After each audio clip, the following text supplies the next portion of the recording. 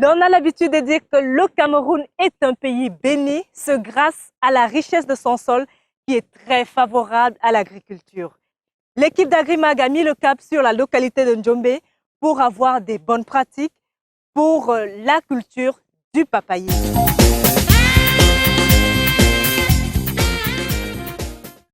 Quel est le procédé pour avoir une bonne semence? Amis téléspectateurs, regardons ce reportage qui nous montre comment obtenir une bonne semence et ensuite faire une meilleure pépinière. Regardons ceci et retrouvons-nous juste après.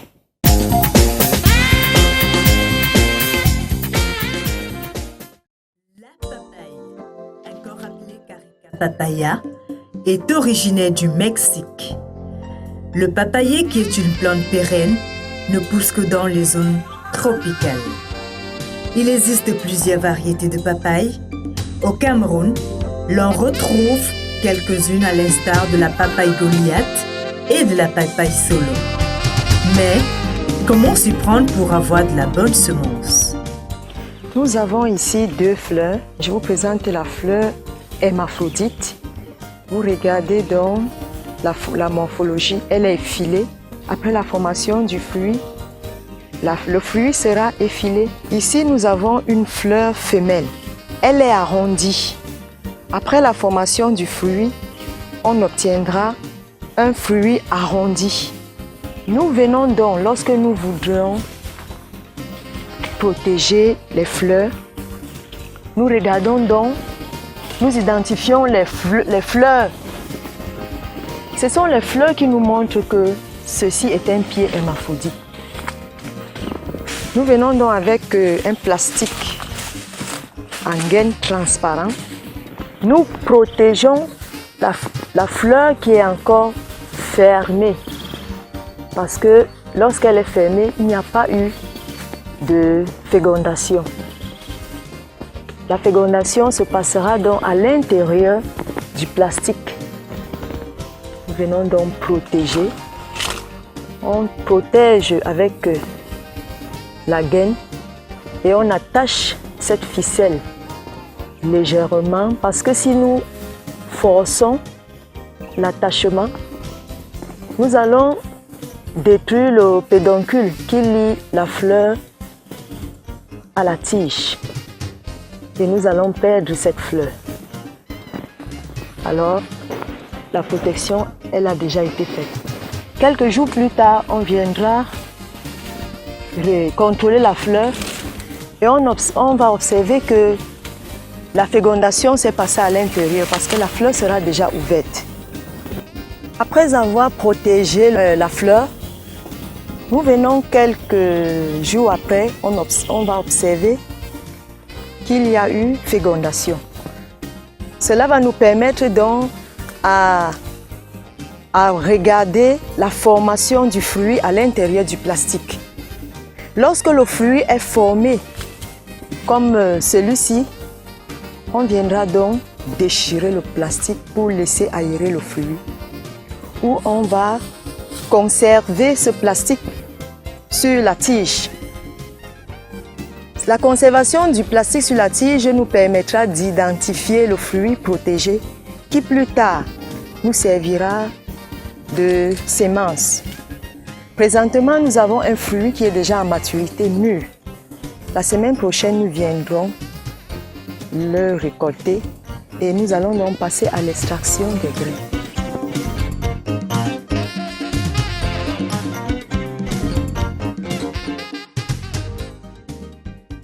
Alors, une fois la semence prêtée, préparée et séchée, cette semence-là, elle est mise dans des sachets, en sachet, pour assurer une meilleure conservation et introduite dans un réfrigérateur à environ 4 à 13 degrés de température, ce qui permet à la semence d'être préservée et d'avoir un pouvoir germinatif pendant une certaine période qui va d'un mois à 5-6 mois.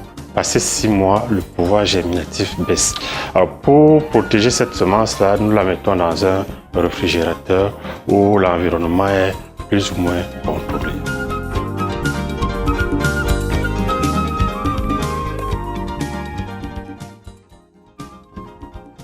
nous conditionnons pour protéger les grains. Et ces pointillés que vous voyez là, nous faisons ces trous permet à la respiration des graines dans le sachet. Ça permet à ce que les graines respirent dans le sachet. Parce qu'après avoir conditionné et perforé, nous le mettons dans un frigidaire.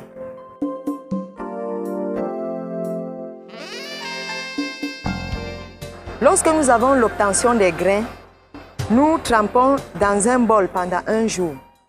Le lendemain, nous venons, on les sort dans un tamis, comme celui-ci, pour laisser passer de l'eau. Lorsque nous avons essoré, nous passons donc au semis.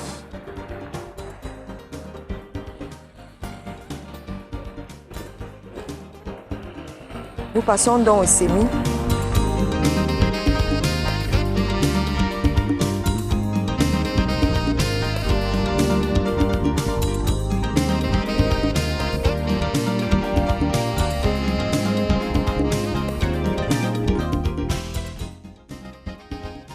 Dans un pot, nous sémons 3 à 4 grains.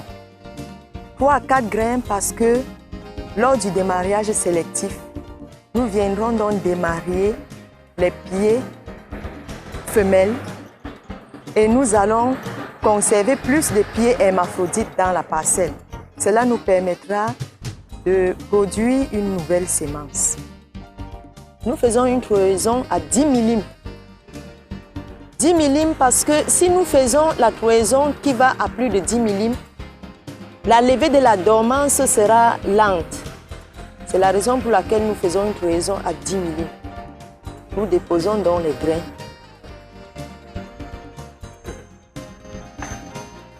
Et puis nous couvrons légèrement. Après avoir couvert, nous allons donc arroser.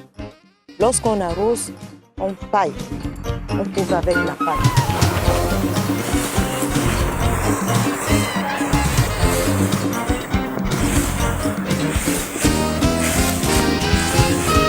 De 6 à 7 semaines, à 7 jours, autant pour moi, on vient donc lever cette paille.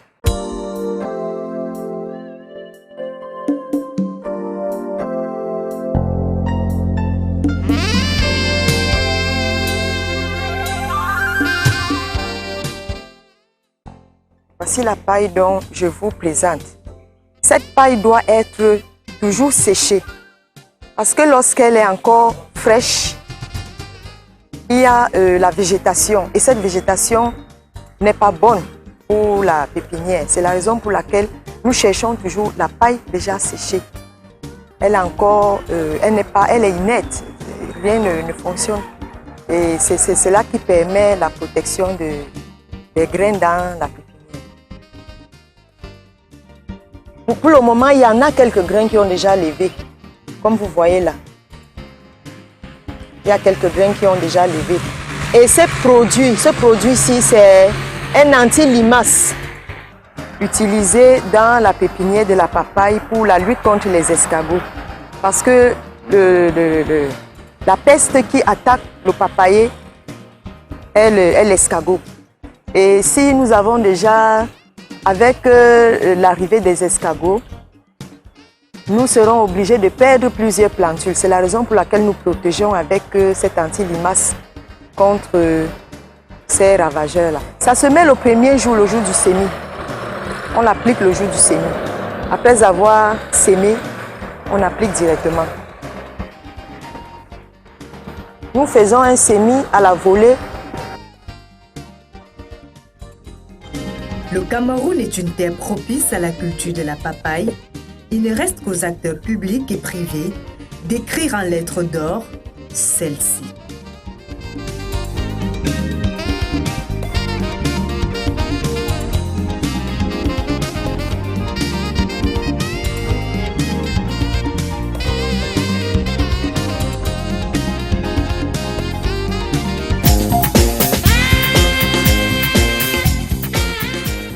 Grande et majeure de vous retrouver dans le cadre de cette émission Agrimag. Amis téléspectateurs, recevez mes salutations.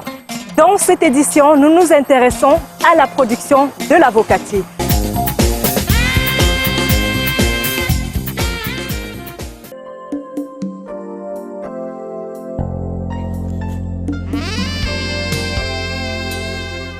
Ça, c'est un arbre local qui n'est pas encore greffé. Donc, on cueille les fruits. Au lieu d'aller les vendre sur les marchés, on regroupe.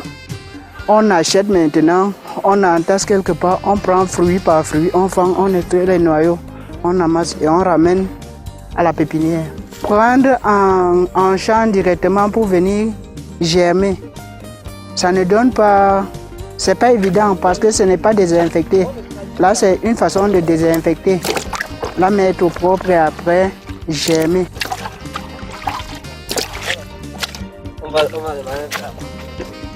Nous avons deux phases.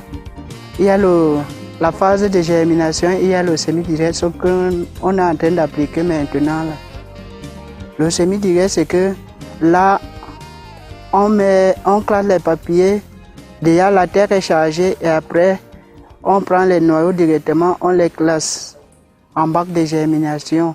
Là, ça permet que la germination soit facile. Non seulement c'est facile, mais ça retarde un peu. Quand ça retarde, il faut beaucoup d'excitation. On excite avec les engrais foliaires pour que ça ait la même croissance que ce qu'on a prélevé avant de repiquer dans les pots.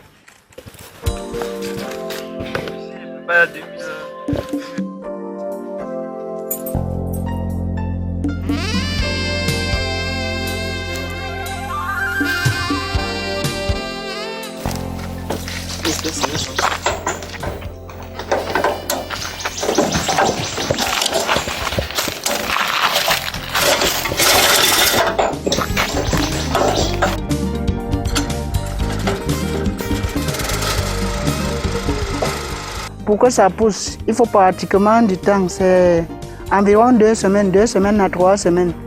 Parce que là, ça va... Elle est déjà bien positionnée.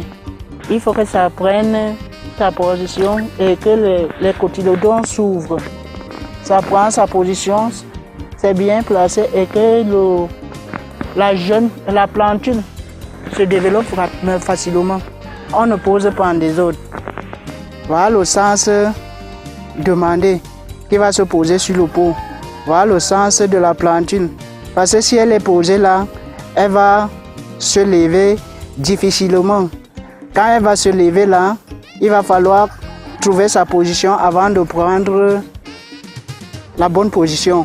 Mais quand elle est là, posée dans sa position normale, ça permet que la plantule qui va se développer va prendre directement une bonne position et que ça se développe rapidement.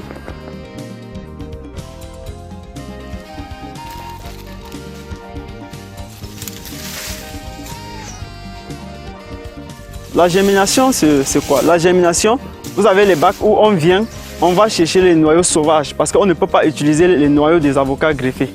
On va chercher les noyaux sauvages, on vient, on les fait germer dans le bac que vous voyez. Ça va commencer à pousser, comme vous voyez. Quand ça pousse, on vient ainsi de suite. On vient ainsi de suite enlever. On enlève comme vous voyez. Quand on enlève, on les laisse peut-être pour 2 semaines. Déjà 1 mois, 3 semaines, ils auront cette taille. Celui-ci d'ici 2 semaines, il aura la taille. Déjà quand ils ont cette taille, on va venir les prélever. On nettoie les racines, on traite et on les sème dans les pots. On les sème dans les pots. Maintenant, après 2 mois, on peut commencer à les greffer. Maintenant, il y a aussi la phase semi-directe. La phase semi-directe n'est pas bien comme cette phase-ci. Parce que la phase ici, c'est quoi? Quand on va enlever, quand on va prélever, on va faire le calibrage. Le calibrage, c'est quoi? On va calibrer ceux qui ont la taille. Ceux qui n'ont pas la taille, ils vont aller d'un seul côté. Maintenant, on sait que si on doit greffer jeudi, on sait que la taille, si on a 1000 dans le bac-ci, ce qui veut dire quoi? On va greffer tous les 1000. Maintenant, ceux qui sont moyens, on a une date pour eux. Donc, c'est ça qu'on appelle le calibrage. Et c'est pour ça que c'est bien de germer dans le bac.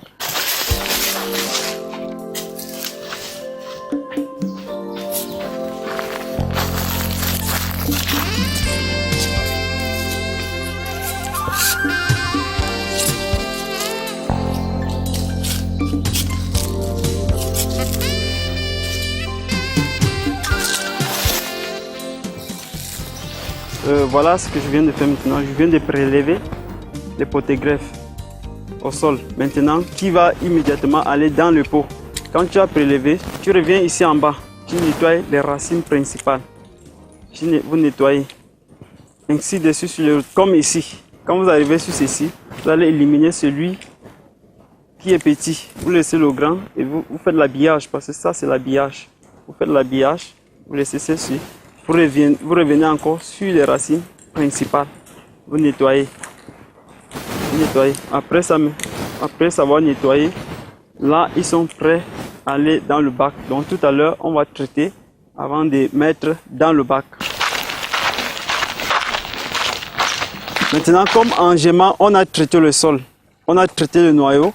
Maintenant, en chargeant la terre dans le pot, on a traité. Maintenant, ce qui nous reste à faire, c'est seulement de mettre dans l'eau.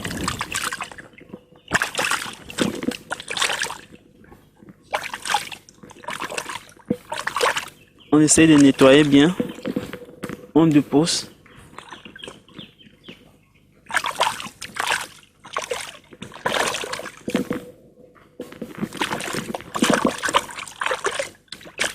De peu qu'il peut y avoir un insecte dedans, mais on sait que ça a été traité, mais on doit toujours nettoyer. À ce niveau-ci, pour répiquer, on les place. Maintenant, on prend le plus long qui va venir ici au milieu. On prend le plus long, on ouvre légèrement sans couvrir tout le noyau pour que ça ne pourrisse pas. On les fixe tout droit debout. Et on planche un peu. On revient encore sur celui qui est le plus long. On lui place de la même façon. On fait tout et tout qu'il soit bien placé debout. Maintenant, le plus court, on va lui mettre au bord. Sans fermer tous les noyaux, parce que si on ferme tous les noyaux, ça va pourrir. Donc on les laisse toujours comme ça. Vous voyez, là, on a fini avec cette étape. 2 mois plus tard, on est à cette étape-ci. Donc à l'heure-ci, si vous avez les greffons prêts, vous pouvez déjà attaquer à 2 mois. Comme on peut attendre 3 mois, comme on peut attendre 6 mois, comme on peut attendre 7 mois. Mais c'est souvent bien de greffer à 2 mois. Le greffage, c'est quoi? Le greffage, c'est ce que, aujourd'hui, nous avons les avocats sauvages. Et nous avons un avocat hybride créé par l'IRAD, les avocats sélectionnés. Aujourd'hui, quand on appelle greffage, c'est qu'il veut dire que nous prenons le noyau d'un avocat sauvage qu'on gemme et que ça pousse et qu'on met dans les pots et qu'on va maintenant sur les avocats qui est hybride, qui est sélectionné, on prélève le greffon dessus pour venir greffer sur l'avocat sauvage. Ça veut dire que quand vous avez un avocat sauvage qui produit, vous semez, vous prenez le noyau, vous gemez, vous mettez en pot et vous greffez. Ce n'est plus l'avocat sauvage, c'est maintenant un avocat greffé, sélectionné. Donc c'est ça qu'on appelle le greffage. Pour greffer, on revient encore, on refait l'habillage. On refait l'habillage avant de commencer le greffage. Donc après cette étape, je vais aller chercher le greffon de Ixon. Je dis bien Ixon. Comme je vous l'avais dit tout à l'heure, tous les bacs ont une variété. Donc on ne greffe pas seulement n'importe comment. Donc maintenant on va aller chercher le greffon de Ixon pour venir greffer dessus. Donc voici exactement les greffons que je vais prélever. Je prélève un greffon de Ixon. Je fais l'habillage. Je fais l'habillage.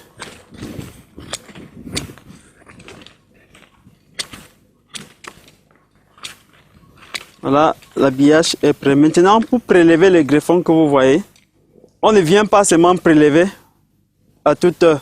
Il y a le moment où on doit prélever les greffons. Tant que ça ne tend pas à pousser comme ça là, comme vous voyez, tant que ça ne pousse pas comme ça là, si vous greffez, vous perdez votre temps. Si vous prélevez un greffon qui n'est pas comme ça, vous perdez votre temps. Parfois, les gens vont dire, j'ai greffé, ça n'a pas pris. Il a greffé, ça n'a pas pris parce qu'il ne connaît pas quand est-ce qu'il faut prélever les greffons. Il faut prélever les greffons quand il est prêt. Et c'est la même chose qu'il faut avoir un greffon qui correspond à un poté greffe. Quand vous avez un greffon qui correspond à un poté greffe, vous greffez, ça, après 3 semaines, je dis 3 semaines, plus tard ça prend. Donc c'est pour ça qu'on demande aux gens de beaucoup apprendre. Parce que les gens s'en vont dire qu'on connaît greffer, il va prélever un greffon qui n'est pas prêt.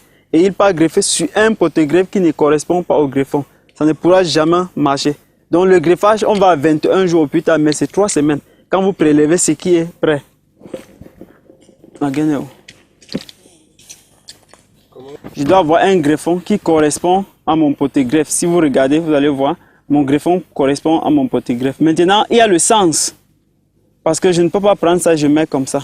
Il faut que je trouve le sens que la sève doit bien circuler avant de greffer. Donc je viens sur mon greffon, je prends légèrement la peau.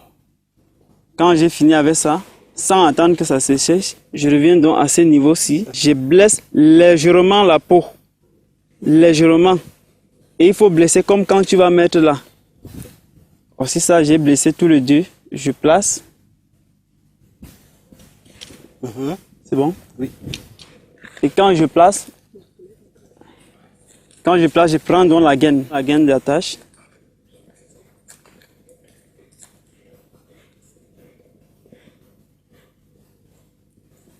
Et là, ça s'appelle le greffage de fente de côté. Donc ça, c'est le greffage de fente de côté. Maintenant, je prends mon papier de protection. J'arrête.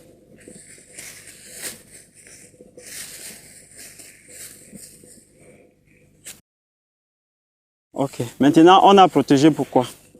Là, il ne doit pas avoir, le soleil ne doit pas toucher dessus, l'air ne doit pas sortir, le climat de l'intérieur doit être intense, ça doit chauffer.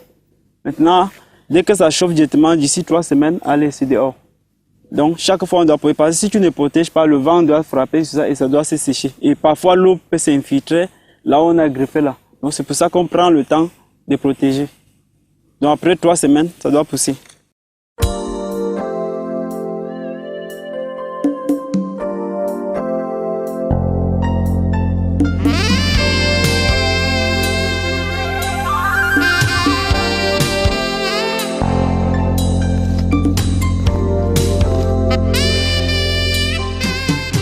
Ici, c'est Ixon.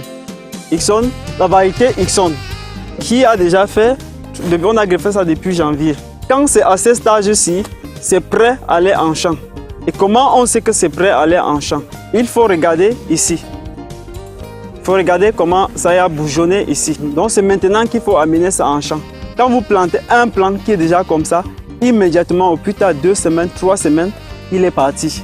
Mais quand vous plantez, quand ça n'a pas encore bourgeonné, c'est difficile que la plante aille vite. Donc c'est pour ça qu'il est très important de beaucoup maîtriser. Parce que beaucoup de gens s'en vont créer les plantations et demain, ils sont au quartier, ils disent non, l'arbre n'a pas donné. Tout juste parce qu'on est allé acheter les semences, on a planté. Parfois, ils prennent les variétés qui ne peuvent pas aller au centre, soit à littoral. Vous savez, à littoral, il y a les variétés qui sont adaptées dans le sol de littoral. Dans le sol de Yaoundé, on a les variétés pour le sol de Yaoundé. À Fumbot, à l'ouest en général, on a les variétés de Fumbot et Bouddha. Donc, partout au Cameroun, chaque sol a une variété qui est adaptée à sa région. C'est le niveau aussi que moi je conseille aux gens de planter, surtout les gens qui sont loin.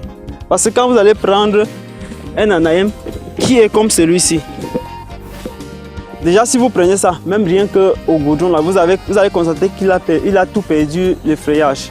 Parce qu'il a trop évolué en pépinière.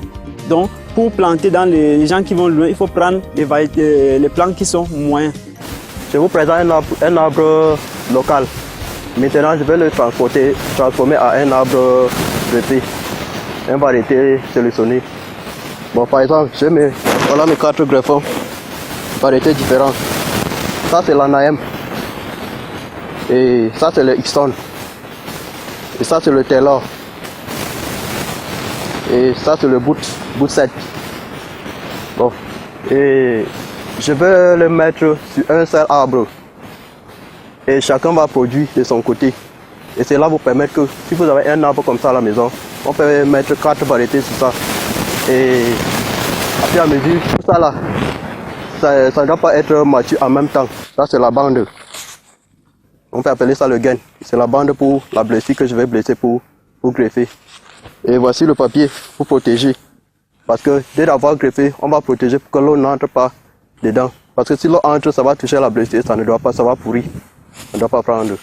Je vais faire mon plaquage et sur le sous-greffage, parce que ça prend plusieurs variétés sur un arbre. Même si l'arbre est gros plus que ceci, même si l'arbre a 20 ans, 30 ans, on peut greffer. Ce que j'ai à main là, dès qu'on fait le sous-greffage avec, donc ça fait 2 ans que ça produit. Et on peut avoir la chance que ça produit même à 1 an. Oui, à 1 an, on a depuis 2 ans, c'était bon.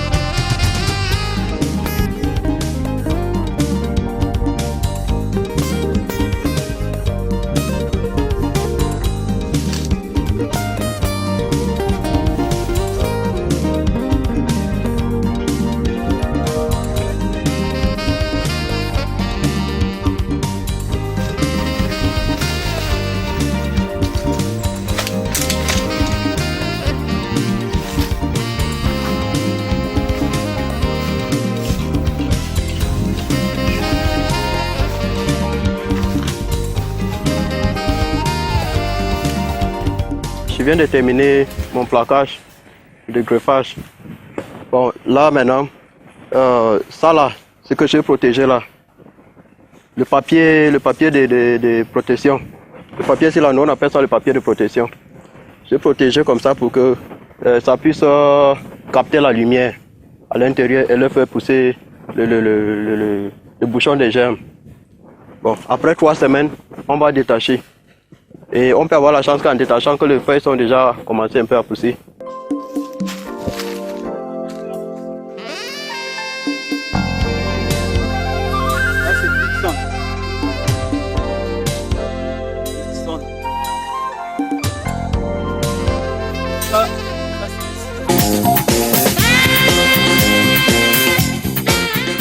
Amis téléspectateurs, c'est toujours un réel plaisir pour moi de vous retrouver dans le cadre de cette émission Agrimag.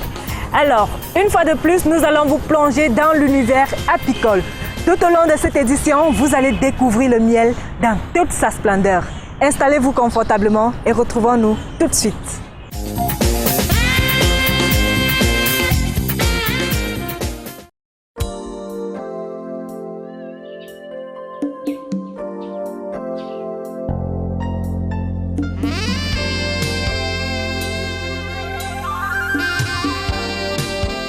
Le miel camerounais, très prisé tant par les consommateurs locaux qu'à l'international, d'où la labellisation du miel blanc de cou en 2013.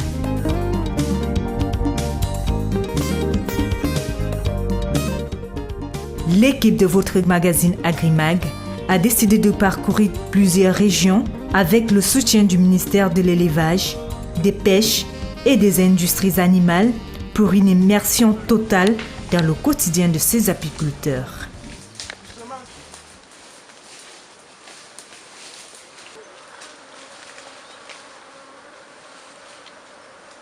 Notre aventure démarre dans la ville de Mbouda, région de l'Ouest Cameroun, où nous rendons une visite de courtoisie aux apiculteurs de cette localité.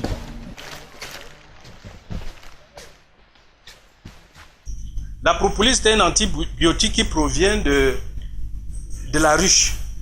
Et c'est avec cette matière que les abeilles collent les fentes de la ruche. Et quand nous transformons en solution consommable, c'était un très grand antibiotique contre les levures et des microbes. Nous, à notre niveau, on essaye de fabriquer aussi les enfumoirs. Ça, c'est les enfumoirs marque Opramib. Au lieu d'aller régulièrement en Europe commander les enfumoirs, on les fabrique sur place. Il est temps de prendre la route, direction Koutaba.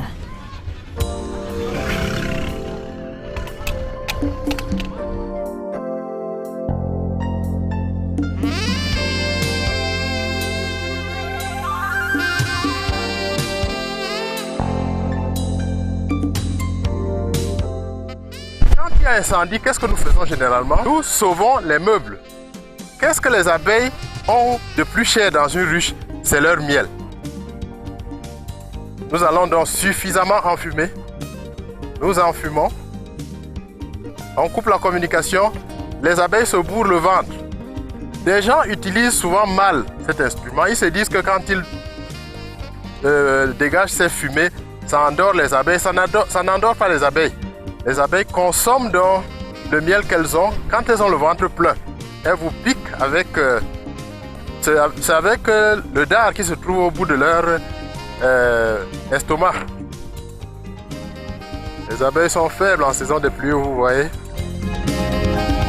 Nous quittons le département du Noun pour la région de l'Adamawa, plus précisément à Tibati, où nous faisons la rencontre de Monsieur Oumar Oubala. Nous décidons avec l'aide de toute sa famille de nous rendre dans son rocher.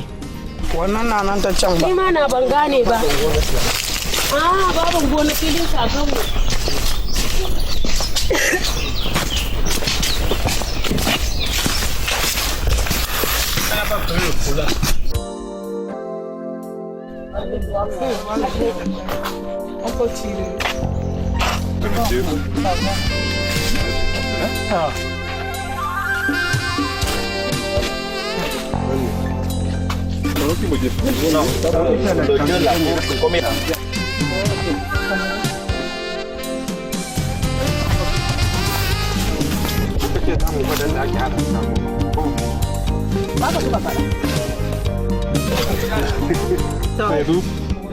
Nous sommes en train d'allumer le feu pour aller faire les récoltes.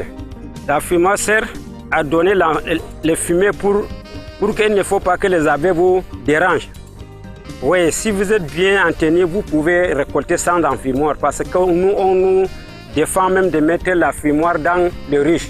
Parce que si vous mettez l'enfumoir dans le riche pour pomper, ça va donner l'odeur de la fumée. Donc on va dire que vous avez récolté avec le feu.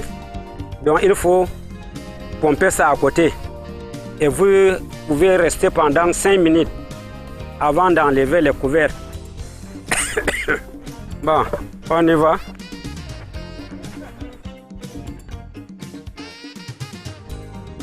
Voilà comment il faut faire.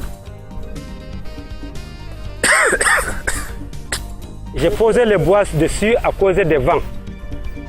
S'il n'y a pas le fil là pour attacher, là où on pouvait mettre seulement les bois, c'est compter les vents. Il ne faut pas que les vents enlèvent les... si l'eau entre dans le riz, le miel là, ça doit revenir encore acide. Bon, on part. Bon, avant de récolter, il faut taper la tête là pour comprendre là où se trouvait le miel. Ça montre qu'ici, il n'y a rien. Vous avez compris, ici, il y a les rayons. Ici, nous avons 2 rayons. Ça, c'est pour les ouvriers. Ici, c'est pour les faux bordons. Si vous avez un rayon de faux bordons comme ça, donc vous avez 2 litres de miel. Le côté ici, c'est 1 litre. Ici, c'est 1 litre. Mais pour les ouvriers, un rayon comme ça, c'est 1 litre. Le parti ici, c'est demi-litre. Ici, c'est le demi.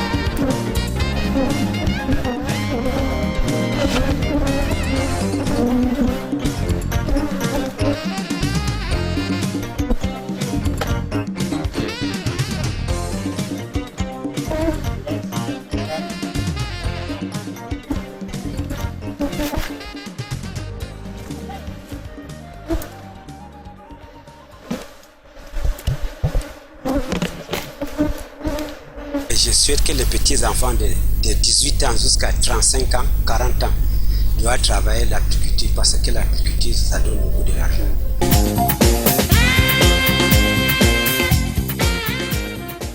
Amis téléspectateurs, bonjour. Vous l'avez certainement constaté, nous sommes à la base nautique de Tchang. Et qu'est-ce que Agrimag est venu chercher à Tchang? Agrimag est venu rencontrer des jeunes Camerounais qui osent, des jeunes qui feront le Cameroun de demain. Et pour cela, nous sommes allés à la faculté agronomie des sciences agricoles pour rencontrer les jeunes agronomes qui font la fierté. Actuellement, nous allons mener quelques activités en vue de la production des champignons comestibles. Bon, le processus se déroule en plusieurs étapes. C'est de l'urée que nous allons utiliser dans notre substrat. Ensuite, nous utilisons un fongicide en vue de lutter contre les champignons indésirables qui pourront se développer dans nos ballottes. En plus de balayage, nous pouvons utiliser le Tropic 720. L'essentiel, c'est que la matière active soit le chlorothalonium, dosé à 720 mg. Nous avons également besoin de la chaux qui va permettre de pasteuriser le substrat. Ici, nous avons les rafles de maïs qui constituent l'un des substrats pouvant être utilisés en myciculture. Nous avons opté d'utiliser ces rafles à cause de leur disponibilité dans la localité. Dans certaines localités où nous n'avons pas de rafles, certains utilisent les fans d'haricots, certains utilisent même les inflorescences et les palmiers à huile. Donc ici, nous avons choisi d'utiliser ça parce que c'est disponible dans la localité et ça génère aussi de bons rendements. Donc ces rafles doivent être préalablement concassées, comme vous pouvez le voir.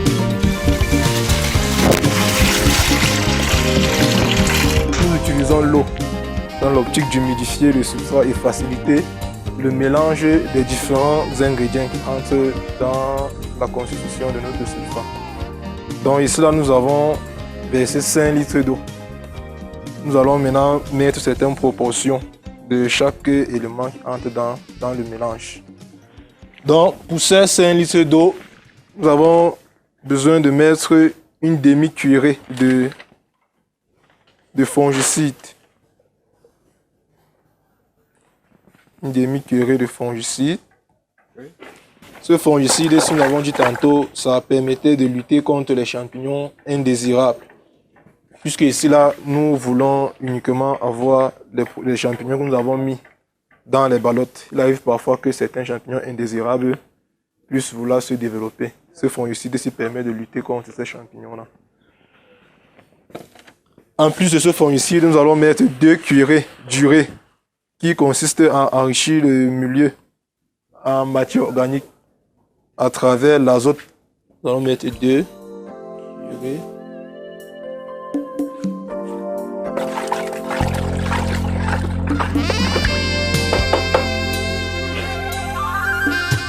Nous avons mis ces 2 cuillerées d'urée. Nous allons ajouter de la chaux éteinte.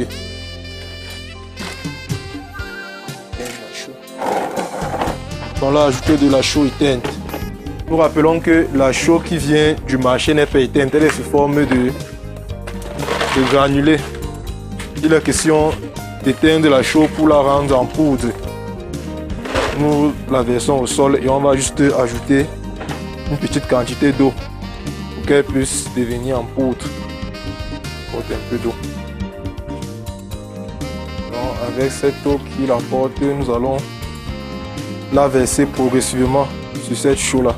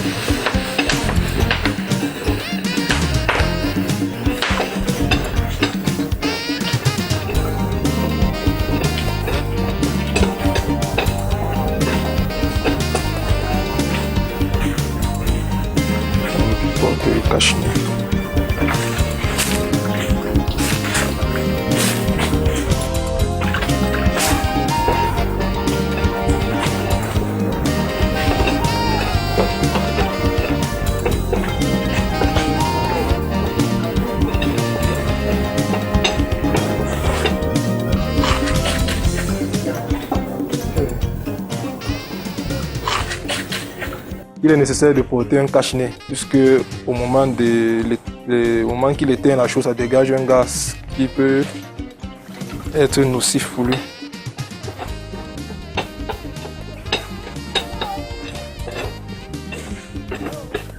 Nous avons besoin des gants, parce que tout à l'heure, lorsqu'on va mettre la chaux à l'intérieur, il va falloir remuer le mélange.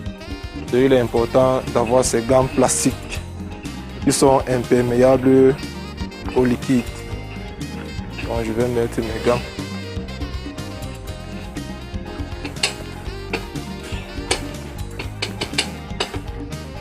Nous allons ajouter dans ce mélange 4 boîtes à tomates de chaux. Dans ce mélange de 5 litres aussi. Le rôle de la chaux est de pasteuriser le substrat.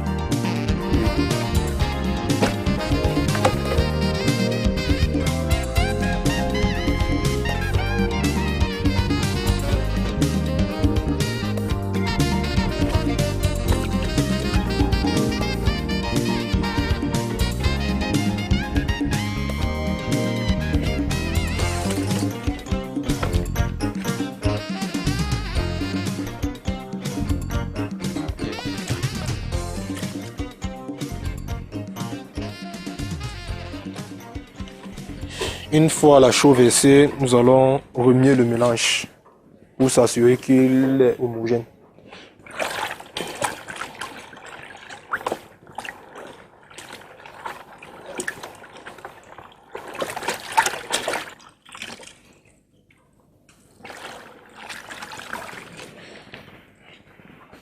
Le mélange, une fois homogénéisé, nous allons ajouter les rafles de maïs progressivement. Le rafle de maïs est en fait le support sur lequel va se développer nos champignons. Il remplace un peu la terre pour le maïs. Oui. Nous allons ajouter jusqu'à ce qu'elle soit bien imbibée d'eau.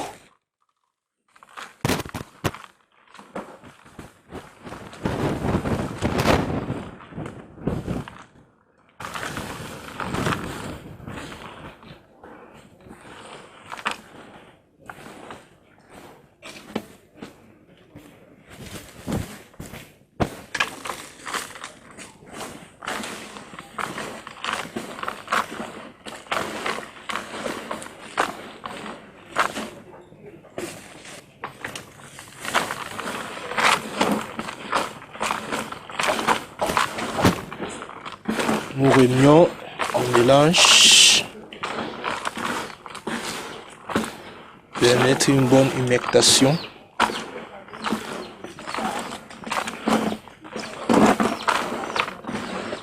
Voilà.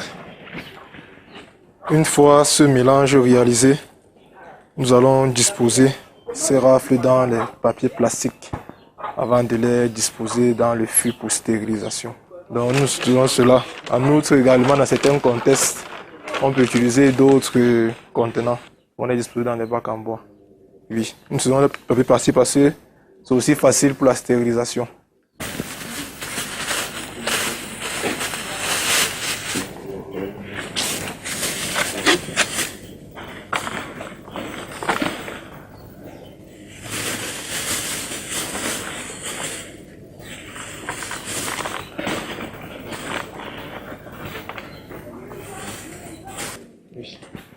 Donc nous mettons de telle manière que ça serait facile à nouer. J'arrête bas.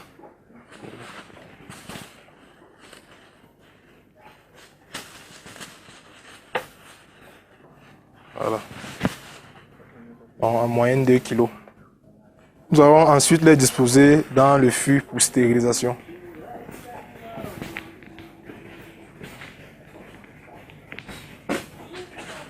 Voici le fût qui va servir de stérilisateur. On peut prendre en moyenne 45 ballottes de ce genre. Ici là, c'est la plateforme sur laquelle sera disposée nos ballottes. Nous avons aménagé un fût ordinaire pour nous permettre d'avoir un stérilisateur.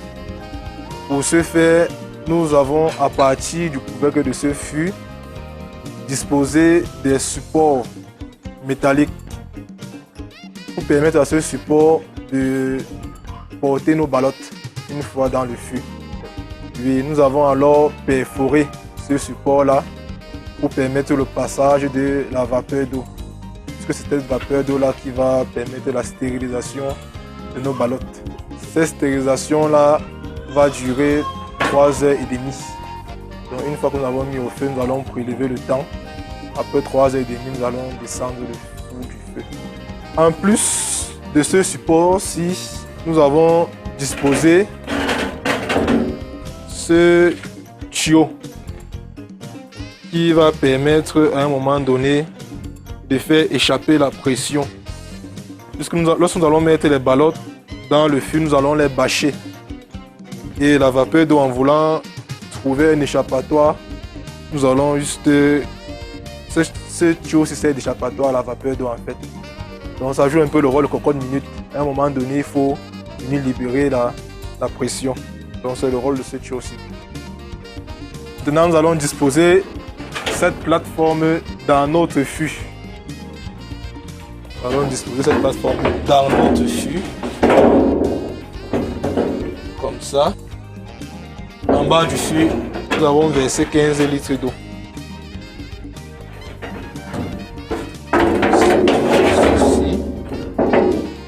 Après cela, nous allons disposer nos ballottes à l'intérieur du fût.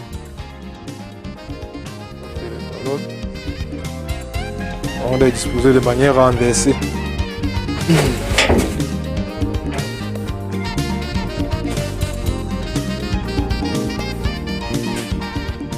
Après avoir rempli le fût de ballottes, nous allons le bâcher avant de le porter à ébullition au feu.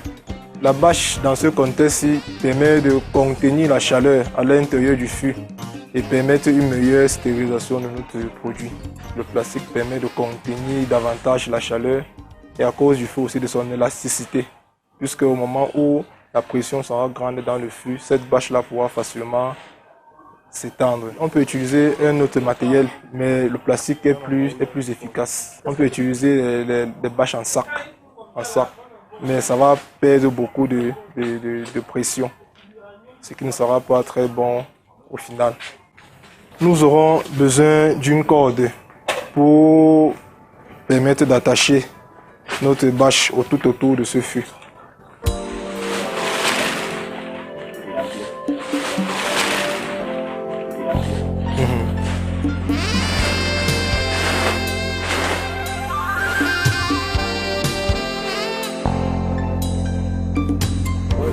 La corde est dénudée, nous allons disposer notre bâche.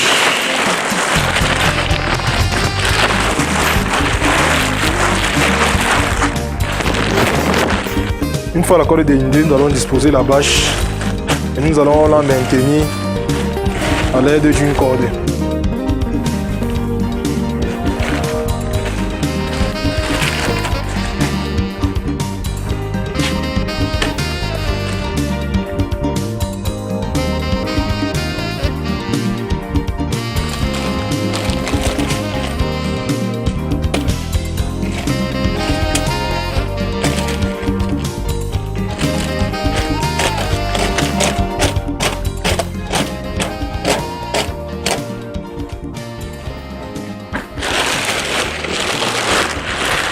Ça pour éviter que le plastique ne traîne, puisque si ça traîne, le feu pourra le brûler.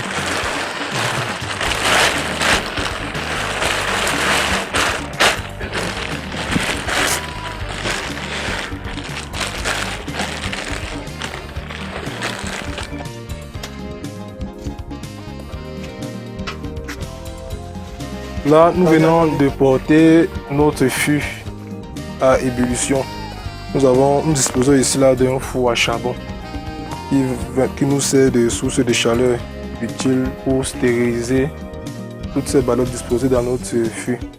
Donc nous allons compter 3h30 et venir décharger notre fût. La stérilisation sera terminée.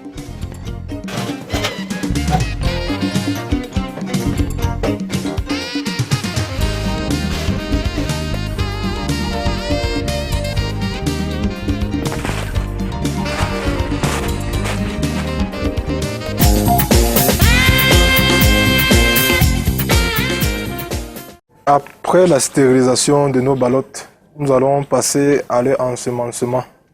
Pour ce faire, nous devons disposer d'une table, d'un espace de travail stérilisé. Puisqu'au sorti de la stérilisation, nos ballottes ne doivent plus être recontaminées. Donc tout ce que nous allons faire maintenant doit être fait dans les conditions hygiéniques les plus appropriées. Donc pour ce faire, nous allons verser le lait de chaux, qui est la poudre de chaux mélangée à de l'eau, sur notre plancher de travail pour stériliser ce milieu-là, pour éviter la contamination de nos ballottes.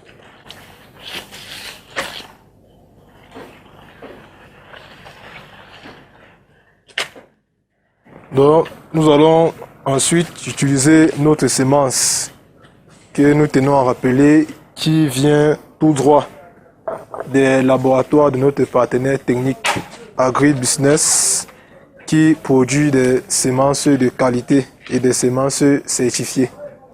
Donc, ce partenaire nous accompagne également dans le recyclage, dans la formation et dans l'amélioration continue de nos capacités. La semence, en fait, c'est le mycélium de champignons, c'est-à-dire le champignon a une phase de développement précise qui se développe. Ici, là, c'est une semence faite sur les rafles de maïs. Oui. Donc, cette semence a été faite dans les règles de l'art par notre partenaire technique que nous avons décrit tout à l'heure. Donc, pour la suite, moi également, je dois me stériliser la main avec le lait de chaux pour éviter que je sois moi-même un contaminant.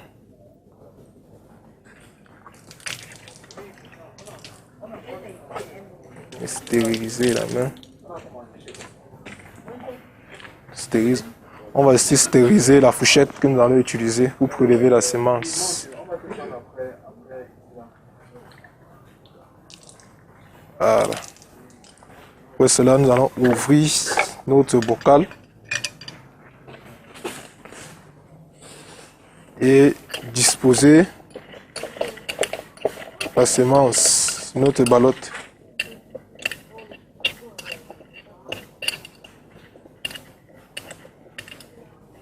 Pour ainsi, nous utilisons un demi-bocal pour une ballotte de champignons. Donc, nous allons verser cela au-dessus de notre ballotte. Demi-bocal.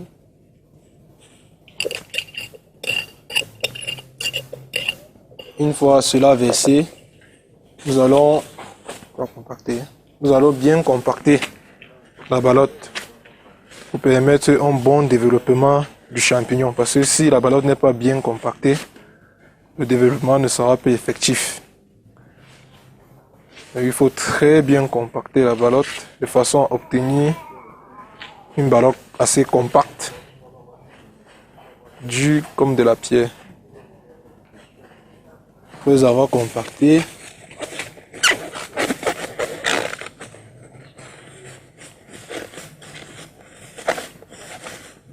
nous allons l'attacher.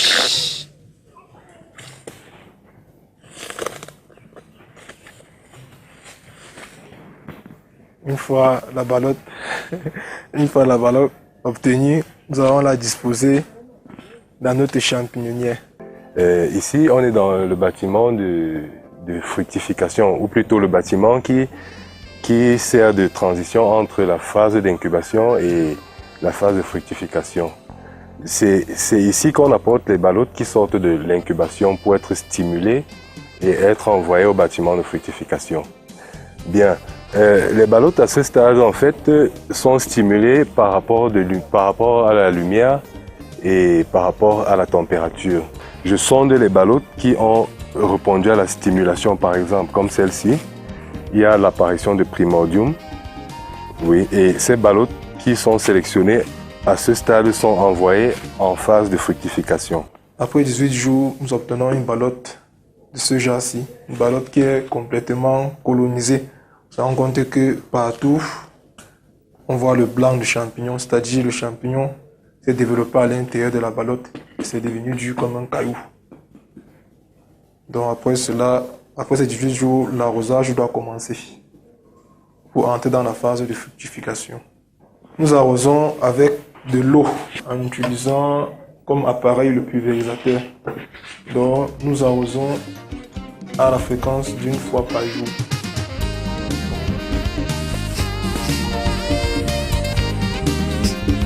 La prochaine étape, c'est la fructification. Donc nous observons la sortie des petits champignons, appelés dans le jargon technique les primordiaux. Donc ces petits champignons-ci marquent le début de la fructification. C'est ces petits champignons qui deviendront plus tard de très grands champignons qui devront être récoltés. À partir de 25 jours, nous avons observé ces primordiaux, mais la durée dépend d'une ballotte à l'autre. Ces primordiaux-ci vont progressivement évoluer. Donc ici, là, on peut dire que nous sommes à une phase intermédiaire. Nous voyons comment est-ce que ces primordiaux sortent même en bas du plastique. Nous sommes à une phase intermédiaire ici. Ce sont ces primordiaux-là qui vont grandir de la sorte pour devenir des champignons. Nous avons enregistré les premières récoltes 2 semaines après la fin de la phase d'incubation.